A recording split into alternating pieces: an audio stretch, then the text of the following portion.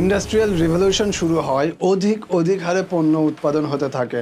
এই পণ্যগুলো বিক্রির জন্য পণ্যের বিজ্ঞাপন অপরিহার্য হয়ে ওঠে। অনেকে দৃষ্টি আকর্ষণের জন্য বিজ্ঞাপনের যৌনতা ব্যবহার করে।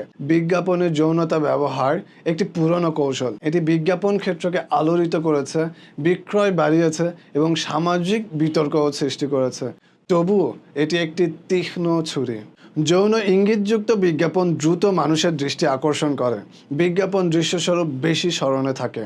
অ্যাডভার্টিজমেন্ট জগতে একটা প্রবাদ আছে, sex cancel anything even burger. বিজ্ঞাপনের সেক্স অ্যাপিল ব্যবহার করার প্রথম নজির পাওয়া যায় 1871 সালে, যেখানে পেয়াল টোবাকো ব্র্যান্ড তাদের সিগারেট প্যাকেজে এক প্রায় নগ্ন তরুণীর ছবি ব্যবহার করে। 1885 সালে W Duke and sons cigarette প্যাকেটে ট্রেডিং কার্ড যুক্ত করে, যেখানে সেক্সুয়ালি প্রভোকেটিভ ছবি ব্যবহার করে। 1890 সালের দিকে এটি আমেরিকার শীর্ষ সিগারেট ব্র্যান্ড হয়ে ওঠে।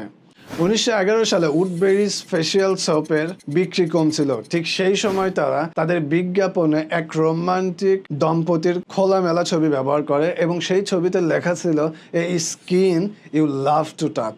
1971 সালে বাজারে আসা জোভান মাস্কওয়েল প্রচার শুরু করে যৌন ইঙ্গিত ও আকর্ষণের বর্ণনা দিয়ে, এবং 1978 সালের মধ্যে এই ব্র্যান্ডের আয় 1.5 মিলিয়ন থেকে $77 মিলিয়ন পর্যন্ত বৃদ্ধি পায়।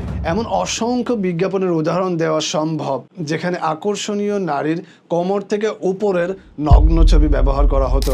বর্তমান সময়ে এর ব্যবহার বহু গুণে বেড়ে গেছে।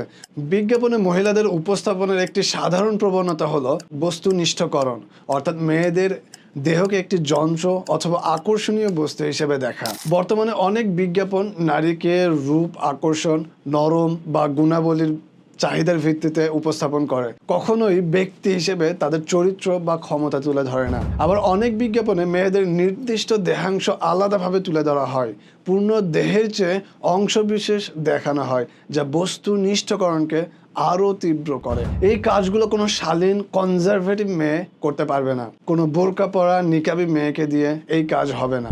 তাই এই বড় বড় ইন্ডাস্ট্রিগুলোকে টিকিয়ে রাখার জন্য হলেও মেয়েদের নিকাব আর বোরকা থেকে বেরিয়ে আসতে হবে, মানে বের করতে হবে।